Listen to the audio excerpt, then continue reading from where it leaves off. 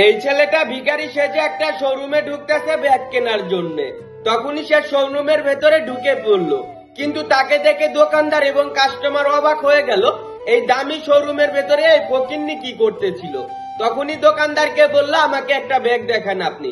তখনই বলল, আপনি এই দামি শোরুমে ঢুকে ব্যাগ কিনবেন? আচ্ছা ঠিক আছে, আপনি কোন ব্যাগ নিবেন আগে পছন্দ করেন। তখনই সে একটা ব্যাগ দেখতে চাইলো, দোকানদার তাকে অবহেলা করলো।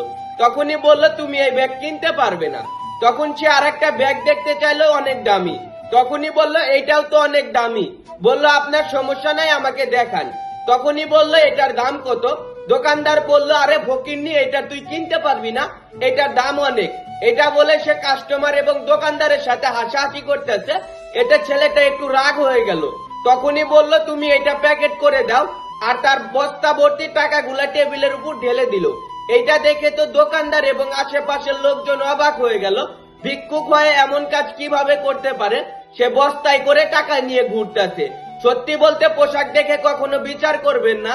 আসলে কার ভেতরে কি আছে সেটা আপনি নিজেও জানেন না। এই ভিডিওটা ভালো লাগলে অবশ্যই শেয়ার করে দিবেন।